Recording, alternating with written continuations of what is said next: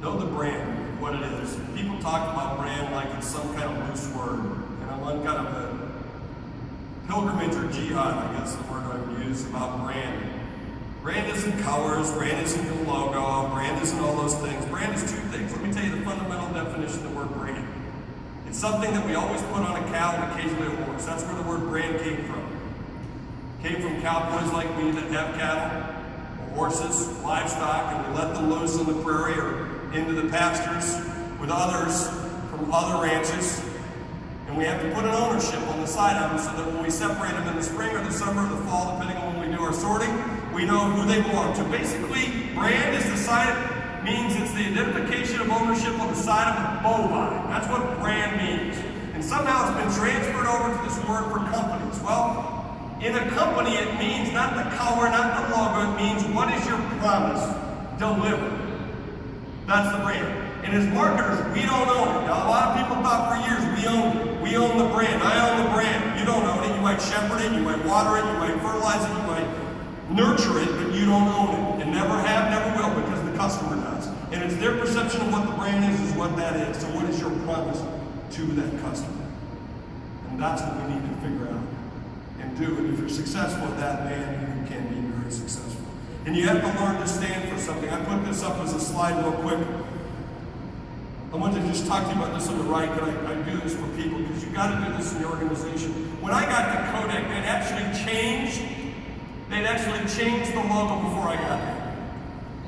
And yet everywhere I went, they were using old stuff, old letterhead, old cards. In fact, the business cards hadn't been updated in years.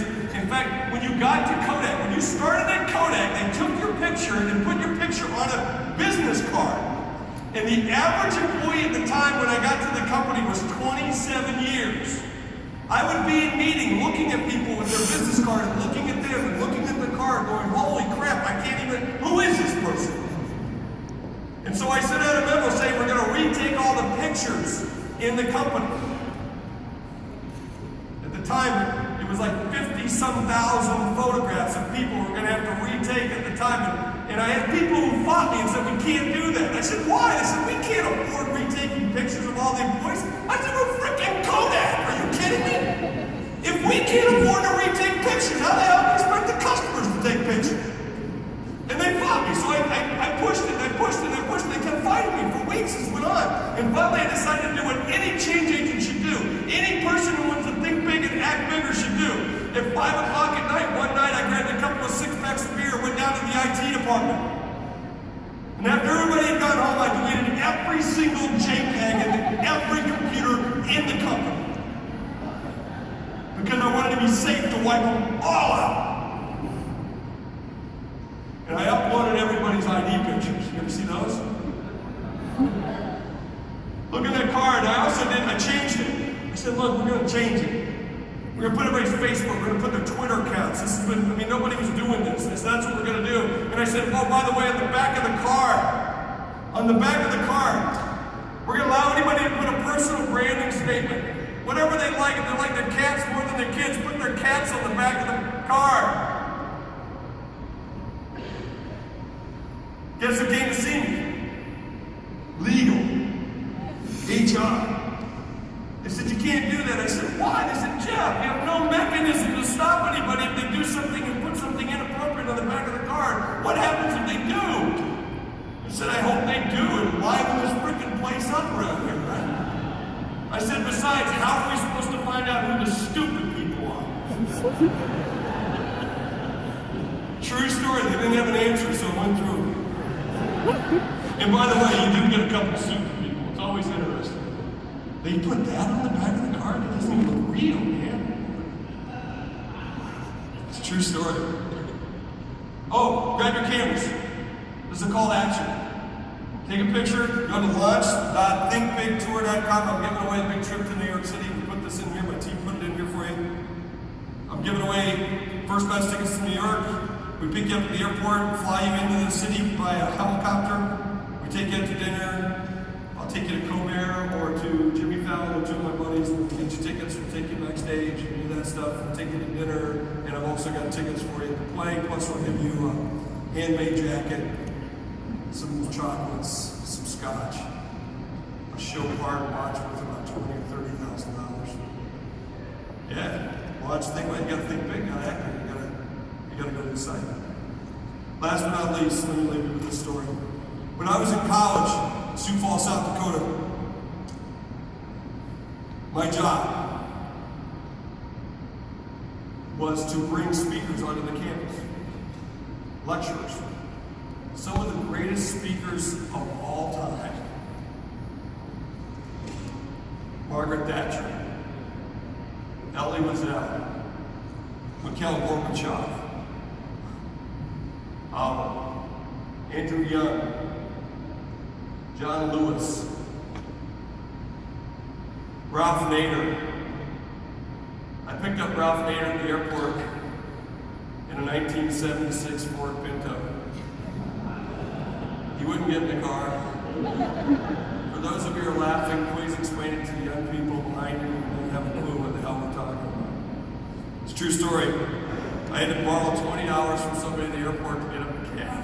It's a poor college student. And then I had Jacques Cousteau. Remember Jacques Cousteau? Man, think about Jacques Cousteau. Remember on Sunday for a lot of people that used to watch The Wonderful World of Disney, followed by Mutual Omaha's Wild Kingdom. And then came on that show, The Undersea Adventures of Jacques Cousteau.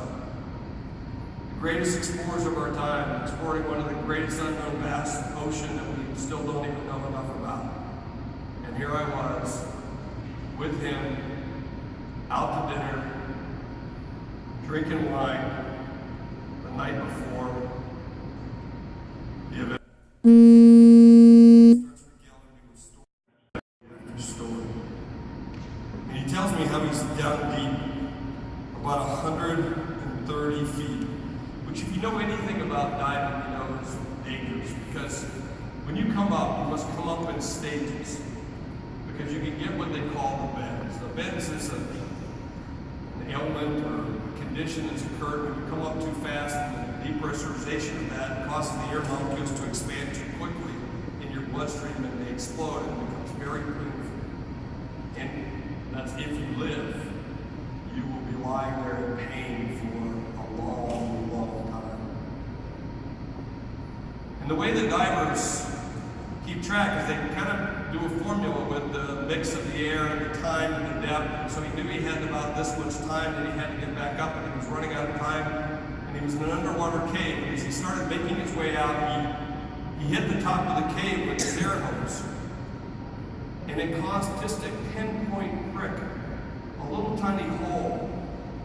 And at that pressure, what little air he had left shot out like a jet engine. And in a split second, he knew the only chance he had to live was to swim as fast as he could, knowing, even with all that going through his head, that he's probably going to get the bends and he's probably still going to die. At least he had a chance. And Jacques Cousteau took off as fast as he could, swimming with his fins, moving, reaching. And out of nowhere, someone stopped him underwater, turned him around. It was one of his swimming buddies who saw that he was in distress. And he stopped him, and he turned him around, and he took his ear out and shoved it in Jacques' mouth. And then they made their way up in stages. Obviously, because he was still alive, telling me about the story.